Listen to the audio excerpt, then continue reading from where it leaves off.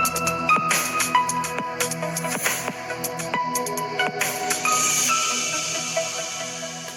Friends, എല്ലാവർക്കും മറ്റൊരു പുതിയ വീഡിയോയിലേക്ക് സ്വാഗതം. It's me Akhil Satheesh and welcome to Akhil Satheesh world.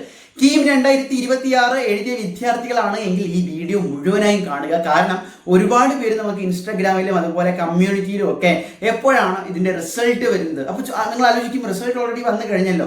നിങ്ങൾ യഥാർത്ഥ റിസൾട്ട് എന്ന് പറയുന്നത് നിങ്ങളുടെ റാങ്ക് ലിസ്റ്റ് ആണ്. കീമിന്റെ 2026 റാങ്ക് ലിസ്റ്റ് എപ്പോൾ വരും?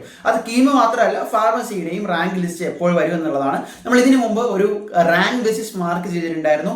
പല വിദ്യാർത്ഥികൾക്കും അത് യൂസ്ഫുൾ ആയി എന്ന് തന്നെ വിചാരിക്കുന്നു. പക്ഷെ അതെല്ലാം ഒരു അപ്രോക്സിമേറ്റ് ആണ്. ഇത്തവണത്തെ എഴുതിയ വിദ്യാർത്ഥികളുടെ എണ്ണവും 5:3:2 എന്ന് പറയുന്ന ആ ഒരു സ്റ്റാൻഡേർഡൈസേഷൻ പ്രൊസീജിയറും അതെല്ലാം കൂടി വെച്ച് നോക്കുമ്പോൾ അതിൽ കൃത്യമായിട്ടുള്ള ഒരു ചേഞ്ചസ് വരാം. പക്ഷെ വലിയൊരു വേരിയേഷൻ വരാൻ സാധ്യതയുമില്ല. അപ്പോൾ കീം 2026 റിസൾട്ട് തീർച്ചയായിട്ടും നിങ്ങൾക്ക് ഇപ്പോൾ ഗൂഗിളിൽ സെർച്ച് ചെയ്ത് കഴിഞ്ഞാൽ ജൂൺ 20 എന്ന് പറയുന്ന ഒരു ഡേറ്റ് ആണ് പല വെബ്സൈറ്റുകളും അപ്രോക്സിമേറ്റ് ആയിട്ട് കാണിക്കുന്നത്.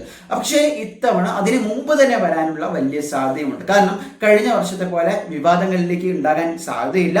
പ്രത്യേകിച്ച് സ്റ്റേറ്റ് CBSE വിദ്യാർത്ഥികളെ രണ്ട് ചേരിയായിട്ട് തിരിഞ്ഞ് കഴിഞ്ഞ വർഷം പോരാട്ടങ്ങളും അതുപോലെ കോടതിയൊക്കെ പോയത് നമ്മൾ കണ്ടതാണ്. ഇത്തവണ ആദ്യം തന്നെ അവരുടെ പ്രോസ്പെക്ടസിലേക്ക് 5:3:2 എന്ന് പറയുന്ന +2 മാർക്കിന്റെ റേഷ്യോവും അതുപോലെ തന്നെ സ്റ്റാൻഡേർഡൈസേഷന്റെ ക്രൈറ്റീരിയസും TN മോഡലും എല്ലാം വളരെ വിശദമായിട്ട് പറഞ്ഞതുകൊണ്ട് ഇനി ഒരു പ്രതിഷേധ സ്വരത്തിന് വലിയ സാധ്യത ഇല്ല എന്ന് തന്നെ പറയേണ്ടി വരും.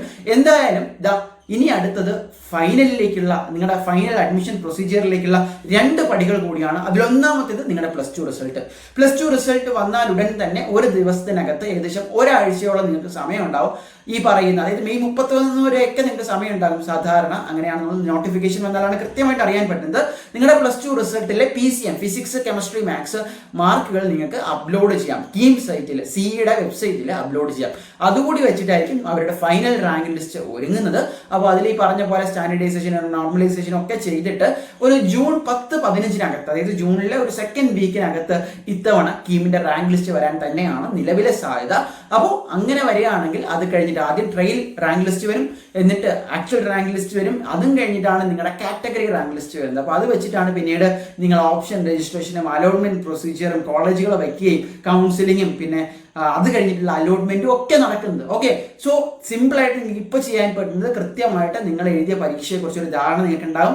എത്ര മാർക്ക് കിട്ടുമെന്ന് ഓൾറെഡി നിങ്ങൾക്ക് അറിയാം. കീം സ്കോർ അറിയാം. PCMന്റെ മാർക്ക് കൂടി വെച്ചിട്ട് നിങ്ങൾക്ക് ലഭിക്കാൻ സാധ്യതയുള്ള ടോട്ടൽ കീം സ്കോർ 600 നോക്കാം. അത് വെച്ചിട്ട് കഴിഞ്ഞ വർഷത്തെ റാങ്കുകളായിട്ടൊക്കെ കമ്പാരിസ് ചെയ്ത് നിങ്ങൾക്ക് പഠിക്കാൻ ഇഷ്ടമുള്ള ടോപ്പ് 5 ഓർ ടോപ്പ് 10 എഞ്ചിനീയറിംഗ് കോളേജിന്റെ അല്ലെങ്കിൽ ഫാർമസിക്കാരാണെങ്കിൽ ആ കോളേജുകളുടെ ലിസ്റ്റ് തയ്യാറാക്കിയിട്ട് ഈ ഓരോ കോളേജ് വെബ്സൈറ്റിലും പോയി ഫൈനൽ റാങ്ക് കട്ട് ഓഫ് ഒക്കെ നോക്കി കൃത്യമായിട്ട് സ്റ്റഡി ചെയ്ത് പ്ലാൻ ചെയ്ത് സെറ്റായിട്ടിരിക്കുക. അപ്പോൾ റിസൾട്ട് വന്നാൽ ഉടനെ നമുക്ക് ഓപ്ഷൻ രജിസ്ട്രേഷൻ ഒരു കൺഫ്യൂഷനും ഇല്ലാതെ ചെയ്യാം. സോ മറ്റൊരു വീഡിയോ ആയിട്ട് കാണാൻ തൽക്കാലം നിർന്നു. ബൈ.